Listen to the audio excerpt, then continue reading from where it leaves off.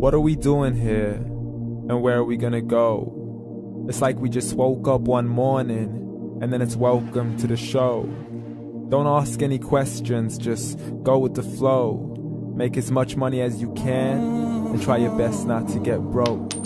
Copy everything you see on the TV, from the hairstyles to the clothes, and don't think too often, just do exactly as you're told. And if you ever get confused, then just turn towards the alcohol. You'll still hear your thoughts, then just turn up the radio as you learn to live a lifestyle of drugs, sex, and rock and roll. But in all honesty, I just need to know, is there more to the cycle than growing and getting old? Living and dying just to leave behind a happy home and a whole lot of property that somebody else is going to own. I just really need to know before the casket's closed, 'cause I'm not willing to gamble with my soul, nor am I ready to take any chances. These are just simple life questions and I'm just searching for some answers. Like, what are we doing here? And what is our purpose? How did we get here, and who made us so perfect? And what happens once we go, or is this world all really worth it? Questions we don't answer because apparently we don't really have to. There's no purpose to this life and our existence is merely natural. Then in that case, please let me ask you, did you create yourself, or was it somebody else who had fashioned you? 'Cause you're a being that's impeccable, faultless and unparalleled. You're a product of supreme intelligence and I'm merely being rational. For there isn't a camera on this earth that can come close to the human eye, nor a computer that can compete alongside the human mind. And if the whole world was to come together, we wouldn't be able to create a single fly. So many signs, yet we still deny.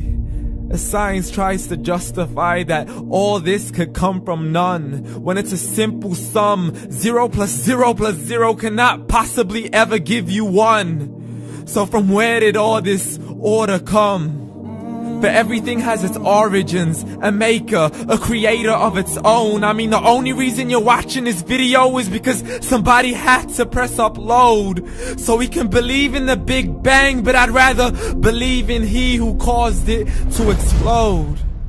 Allah, the creator of everything along with every single soul. The ever-living, the master, the only one who is in control. Unlike his creation, beyond our imagination. And no, he's not a man, nor does he have any partners in association. He's on his own. And no, he did not ever leave us alone. Just like every manufacturer, he left us with an instruction manual. The Quran and Islam, and I'm sorry to jump to conclusions, but it's the only one possible. The only definition of God is the one and only supreme being. It's logical, a book with 0 contradictions, with miracles that are both scientific and historical, all revealed over 1400 years ago. Like the detailed description of the human embryo. The descriptions of the human embryo in the Quran cannot be based on scientific knowledge in the 7th century. To the mountains as pegs holding firm the earth below, and the 2 seas that don't mix in a complete separate flow. To the planets in orbit, alternating night and day as they stay in flow. The expansion of the universe and the creation of everything from H2O.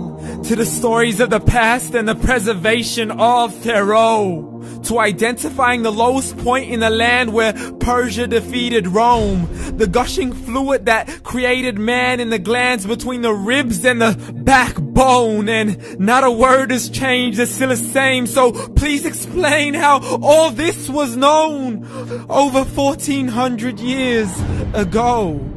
To a man who couldn't read or write, as he would recite whatever the angels spoke. And if you still don't believe, please try to come up with something that's even close. But you can't, so we took God as a mockery and his messengers as a joke. Muhammad could not read or write. How's somebody who can't read or write gonna start a religion? Dismissed his scriptures as legends and tales of the ancient folk, as we live life according to our whims, desires, and hopes. saying this life is the only home we will ever know. We will live then die, then simply turn to bones. YOLO! Correction, after the grass dies, the rain arrives and it regrows, and Allah promises to do the same thing to your very soul and bring you back from your very fingertips to your toes, as the all-seeing supreme being watches us so close, and we are surely being tested in our wealth, our health, and our self, and everything that we've been blessed with. So believe, for we will surely be resurrected and be brought back to our Lord and account for every single deed, as He hands us our books and orders us to read.